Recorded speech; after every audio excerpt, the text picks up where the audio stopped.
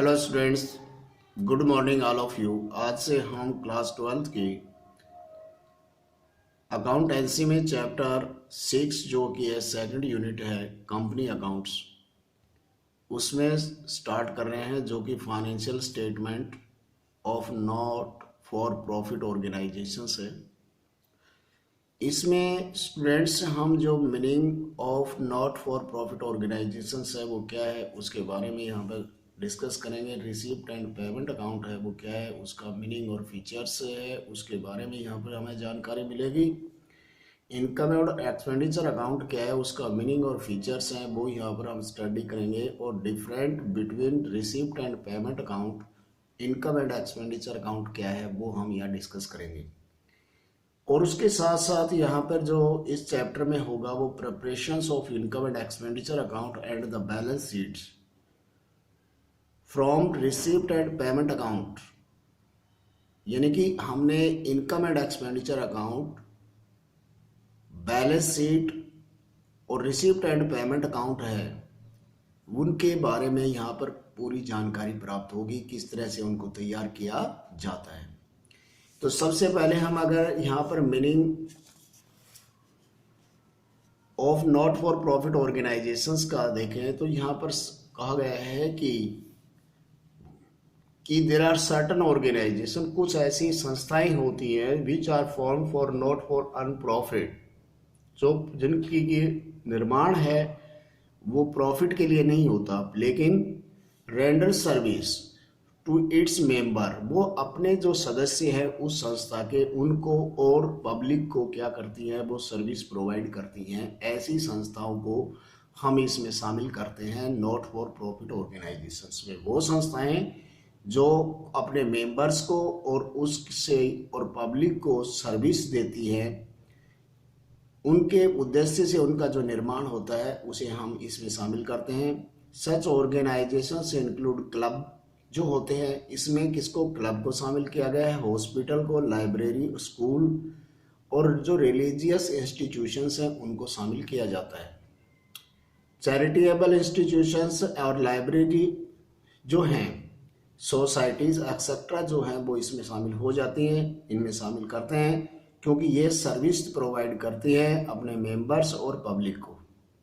These not profits, यानी कि these not profit entitle exist on the primary motive to provide service, उनका सबसे पहले जो है उद्देश्य क्या होता है इन संस्थाओं का, वो अपने मेंबर्स को क्या करती हैं, सदस्यों को क्या करती हैं या पब्लिक को क्या करती हैं, वो उनका क्या है कि सर्विस प्रोवाइड करती हैं।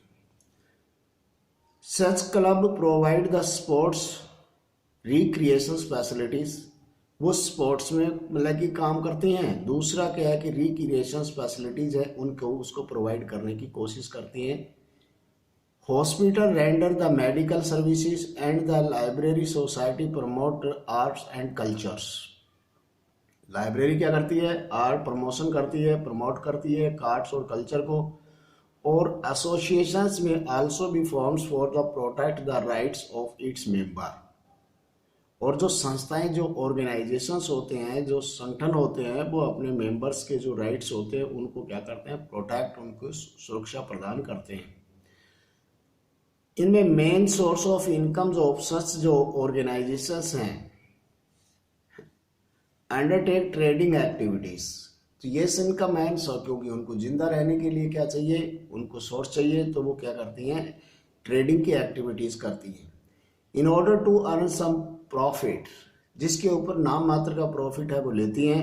Such profits is also used for the is furtherness of the goals of the organisations, और इस प्रॉफिट का वो ऑर्गेनाइजेशंस के जो दूसरे का जो गोल्स है, उद्देश्य है, उनके लिए इनका उपयोग किया जाता है। मेन जो है ऑर्गेनाइजेशंस नॉट अर्न प्रॉफिट होता है, इनका मुख्य उद्देश्य नहीं होता, इनका मेन उद्देश्य इनका प्रॉफिट कमाना नहीं है। They do not prepare trading profit and loss count, और इसलिए ये प्रॉफिट एंड लॉस काउंट भी तैयार नहीं करते। But till they have the maintain the proper accounts, लेकिन ये अपने जो अकाउंट्स रिकॉर्ड है उसको प्रॉपर मेंटेन करके चलते हैं। और इसके लिए this is also a legal requirement, क्योंकि ये एक वैधानिक जो हमारी है, कानूनी जो है, ये एक रिक्वायरमेंट जरूरत होती है। और they would be also be like to know the further their current incomes और sufficient to meet their current expenses. और इससे उनको ये भी जानकारी प्राप्त हो जाती है कि उनकी जो करंट इनकम है वो उनके करंट एक्सपेंसेस के बेस के ऊपर किस तरह से हो रही है, किस तरह से वो मैच कर रही है, यदि यानी कि उनको इनकम और एक्सपेंडिचर्स की पूरी जानकारी प्राप्त हो जाती है इस रिकॉर्ड से। For this purpose they have to prepare the income and expenditure account. इसके लिए वो क्या करते हैं, इनकम एंड एक्सपेंडिचर अकाउंट तैयार करते हैं जानकारी के लिए। और similarly profit and loss accounts के और प्रॉफिट सीकिंग एंटिटी, जो प्रॉफिट कमाने वाली जो संस्थाएं होती हैं उसी की तरह इसे इनकम एंड एक्सपेंडिचर अकाउंट को हम तैयार करते हैं। बैलेंस शीट भी इसके अंदर तैयार की जाती है, जैसे कि फाइनेंशियल पोजीशंस जानने के लिए ऑर्गेनाइजेशंस की जो last date for the accounting year की मानी जाती है। तो इस तरह से इसका मीनिंग हो गया। अब इसमें हम अगर देखते हैं तो इसके ऊपर इसके मेन जो features and characteristic of not for profit organisations की हैं वो क्या है, तो उसमें मेन एम टू सर्विस, इनका मुख्य उद्देश्य है सर्विस प्रोवाइड करना है, प्रॉफिट अर्जित करना इनका मुख्य उद्देश्य नहीं होता। जो प्रॉफिट ऑर्गेनाइजेशन जो संस्थाएं हैं उनका मुख्य उद्देश्य क्या होता है, प्रॉफिट अर्जित करना होता है। तो इसमें है कहते हैं कि such organisation are to be set up to provide the service to the specific groups और to the public in a large such education, health care, sports, entertainment etcetera जो है उस क्षेत्र में इन संस्थाओं का मेन उद्देश्य क्या है कि सर्विस प्रोवाइड करना होता है। The main aim of this organisation provide service either the free of cost और द नॉमिनल जो है रेट और नॉट टू अर्न प्रॉफिट, या तो नाम मात्र के चार्ज के ऊपर ये प्रोवाइड करते हैं या फ्री ऑफ कॉस्ट प्रोवाइड करते हैं जिनका उद्देश्य प्रॉफिट कमाना नहीं है।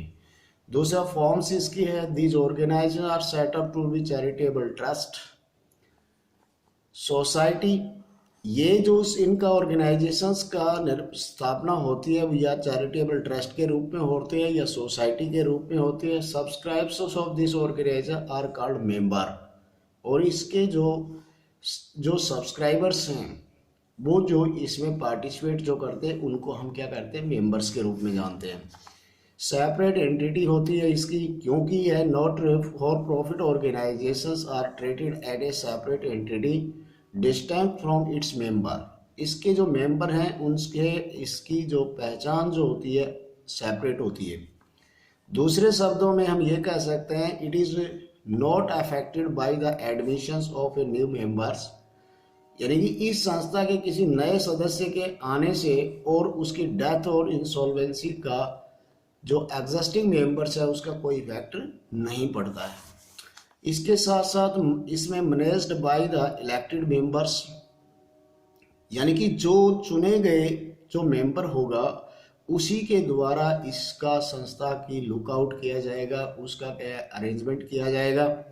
These organisation usually managed by a managing और एग्जीक्यूटिव कमेटी, इसका प्रबंध जो है वो किसके द्वारा होता है, या तो एग्जीक्यूटिव कमेटी के द्वारा होता है उसके द्वारा, और ये जो मेंबर जो होते हैं वो उसको क्या है कि चुनाव के माध्यम से उसका चुनाव करते हैं।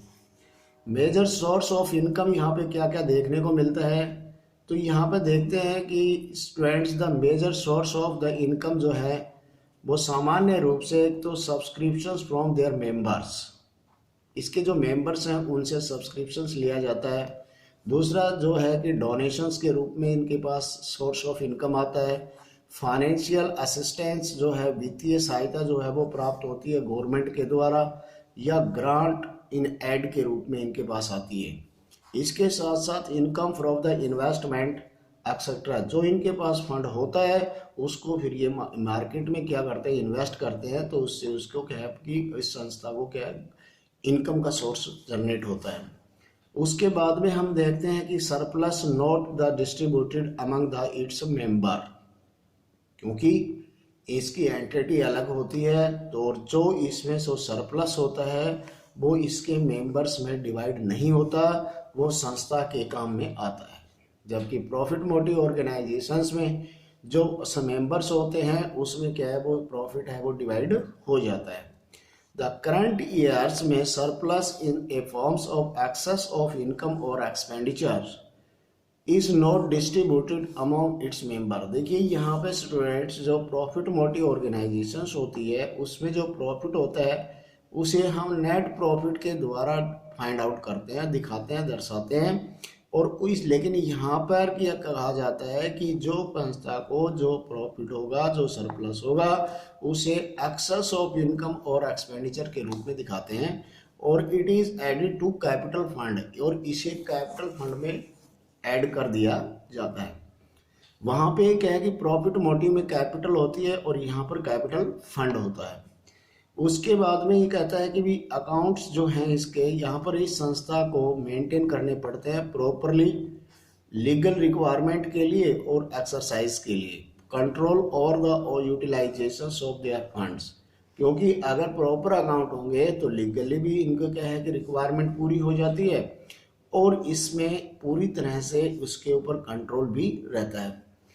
इसके साथ साथ हम फॉर्म्स ऑफ अकाउंट्स है, इसमें अकाउंट्स किस तरह से तैयार होते हैं, कौन कौन से अकाउंट्स तैयार होते हैं, तो इसमें financial statement of the end of each accounting period जो है वो तैयार की जाती है, जिसमें receipt and payment account, income and expenditure account और फाइनेंशियल बैलेंस शीट को तैयार किया जाता है। तो बहुत ही ईजी है। मेरे को उम्मीद है कि आप सभी स्टूडेंट्स को है कि ये क्लियर हुआ होगा।